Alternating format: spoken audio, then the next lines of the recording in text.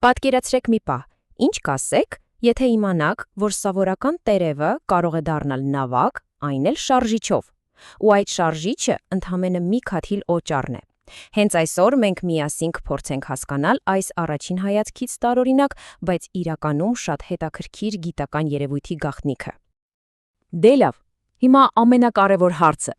իսկ ինչպես է դա ընդհանրապես հնարավոր։ Այսինքն, ոնց կարող է մի քաթիլ սովորական օճառը բավականաչափ ուժ ստեղծել, որ մի ամբողջ առարկա ջրի վրայով շարժվի։ Հենց սրա պատասխանն էլ մենք փորձելու ենք գտնել։ Կարող ենք ասել, որ սա մի տարօրինակ տեխնոլոգիա է, որը կարող է հեղափոխություն անել համաշխարհային նավագնացության մեջ։ Չէ, դե լավ, իհարկե կատակ եմ անում։ Բայց գիտեք, այս կատակը շատ լավ է ցույց տալիս, թե ինչքան անսպասելի ու զարմանալի կարող է լինել ամենապարզ ֆիզիկան։ Ուրեմն ամեն ինչ սկսվեց մի շատ պարզ մտքից, եկեք տեսնենք, թե ինչի է ընդունակ այս երևույթը իրականում։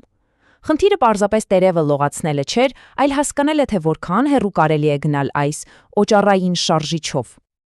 Եվ այսպես սահմանվեցին մի քանի հիմնական հարցեր, որոնց պատասխանները պետք էր գտնել։ Օրինակ, կարող է արդյոք այս օճառե նավակը շրջադարձ անել։ Կամ որքան հեռու կգնա, եթե ուղին շրջանաձև լինի։ Էլի կարևոր հարց, որ նավակի ձևն է ամենալավը աշխատում։ Ու վերջապես, ինչքան արագ կարող է այն գնալ երկար ուղիղ ճանապարհով։ Լավ, բայց մինչև բուն փորձարկումներին անցնելը, եկեք հասկանանք, թե որն է այն անտեսանելի ուժը, որն այս ամենի հետևում կանգնած է։ Այնպես որ պատրաստվեք ֆիզիկայի մի փոքրիկ, բայց հավատացեք շատ զարմանալի դասի։ Այս ամբողջ երևույթի հիմքում, պատկերացրեք, ընկած է մագերևույթային լարվածությունը։ Դե դա այն ուժն է, որ իրար է կապում հեղուկի մոլեկուլները։ Հենց դրա շնորհիվ է օրինակ, որ ջրի կաթիլները գնդաձև են լինում, կամ որոշ միջատներ կարողանում են հանգիստ քայլել ջրի վրայով, առանց խորտակվելու։ Հիմա ինչ է տեղի ունենում, երբ մենք այդ ջրին օճառ ենք հավելացնում։ Ահա թե որտեղ է ամբողջ հնարքը։ Տեսեք, սովորական ջուրը ունի բարձր մակերևութային լարվածություն, այնքան ուժեղ, որ նույնիսկ կարող է թղթի ամրակը իր վրա պահել, բայց հենց որ օճառ ենք հավելացնում, այդ լարվածությունը կտրուկ ընկնում է։ Ջուրը կարծես թուլանում է, ու ամրակն էլ միանգամից սուզվում է։ Եվ հենց այս տարբերությունն էլ ստեղծում է շարժում։ Գիտության մեջ սա կոչվում է Մարանգոնեի էֆեկտ։ Շատ պարզ բացատրեմ։ Պատկերացրեք, կաթի մեջ պաղպեղ եք լցրել, այն հանգիստ լողում է։ Հիմա հենց կենտրոնում մի քաթիլ օճառ եք կաթեցնում, այդ հատվածում լարվածությունը թուլանում է, իսկ եզրերում այն դեռ ուժեղ է։ Ու այդ ուժեղ հատվածները կարծես քաշում տանում են թույլ հատվածը, իրենց հետ քշելով նաև պղպեղի հատիկները։ Մեր նավակն էլ է աշխատում ճիշտ նույն սկզբունքով։ Դե տեսականորեն ամեն ինչ պարզ է, չէ՞, բայց պրակտիկան մռիվ ուրիշ պատմություն է։ Եկեք տեսնենք, թե իրականում ինչպիսի փորձությունների ու անկեղծ ասած զախողումների միջով պետք եղավ անցնել։ Ուրեմն առաջին փորձերը մեղմ ասած հիասթափեցնող էին։ Սկզբում տերև նավակը խրվեց, որովհետև ուղին շատ ծանծաղ էր։ Հետո պատահական մի օճառի փխպջակ ընկավ ջուրը ու փչացրեց ամբողջ փորձը։ Հաջորդ անգամ այն ուղղակի բախվեց պատին, ու հետո նորից խրվեց։ Հասկանալի է, որ հեղինակն էլ արդեն հունից դուրս էր գալիս։ Ինքն էլ խոստովանում է, ես սկսում էի խելագարվել, անընդհատ նույն բանն անելով եւ այլ արդյունք ակնկալելով։ Դե սա էլ է երևի գիտական process-ի մի մասը, թեև շատ նյարդայնացնող։ Հետո ծնվեց հաջորդ թվում էր թե հանճարեղ գաղափարը կառուցել հատուկ փայտե ուղի ու այն պատել այդ հայտնի գրեթե առասպելական ֆլեքս սիլով։ Պլանն էր ստանալ կատարյալ անթերի չկաթող մակերես, հույսերը իհարկե շատ մեծ էին։ Բայց իրականությունը շատ ավելի դաժան գտնվեց։ Ինչպես հեղինակն է ասում,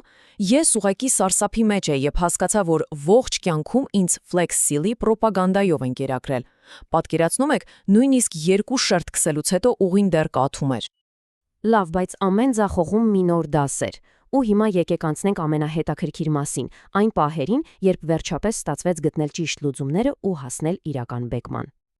Ամեն ինչ սկսվեց մի տարօրինակ դիտարկումից։ Վաղ փորձերից մեկում պենոպլաստից սարքած նավակը անընդհատ խորհրդավոր կերպով թեքվում էր մի կողմ։ Իրոք, կարծես ինչ-որ կախարդանք լիներ։ Ու դա իհարկե կարող էր տապալել ամբողջ փորձը։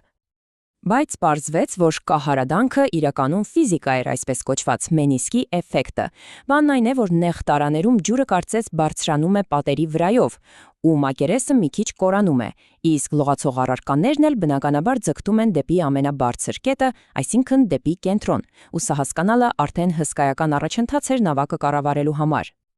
Այստեղից էլ եկավ հաջորդ կարևոր եզրակացությունը. նյութը չափազանց կարևոր է։ Տերևները պարզվեց շատ անկանխատեսելի են։ 3D տպիչով ստացված նավակները չափից դուրս ծանր։ Իսկ ահա պենոպլաստը պարզվեց, որ իդեալական տարբերակն է եւ թեթև, եւ կայուն։ Եվ այսպես, բոլոր դասերը քաղված են, բոլոր սխալներ ուղղված։ Հասել ենք ամենահետաքրքիր մասին։ Եկեք տեսնենք հաղթական վերջին փորձերը, որտեղ ամբողջ այս տանջանքը վերջապես տվեց իր արդյունքը։ Առաջինը ուղիղ ուղու մարտահարավերն է։ Նպատակը անցնել 1 մետր։ Մինչ մենք կսկսենք մի պահ մտածեք ձեր կարծիքով, կհասցնի նավակը հասնել վերջնագծին, թե ոչ։ Եվ այո, պատասխանը դրական է։ Ընդամենը 9 վայրկյան պահանջվեց, որ նավակը անթերի անցնի 1 մետրանոց նշագիծը։ Նախորդ տասնյակ ձախողումներից հետո սա իհարկե իսկական հաղթանակ էր։ Բայց դեռ ամեն ինչ առջևում էր։ Մնում էր վերջին ամենաբարդ մարտահրավերը՝ կատարել 1 ամբողջական պտույտ շրջանաձև ուղու վրա։ Ու ամենակարևորը՝ առանց որևէ օգնության, առանց պատերին դիպչելու։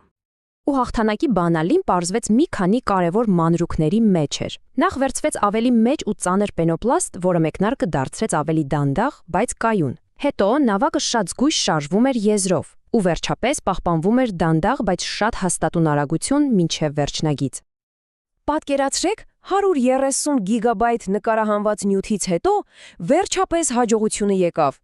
Միայն այս թիվը արդեն իսկ բավական է հասկանալու համար, թե ինչքան մեծ ջանք ու համառություն է պահանջվել այս առաջին հայացքից պարզ հարցի պատասխանը գտնելու համար։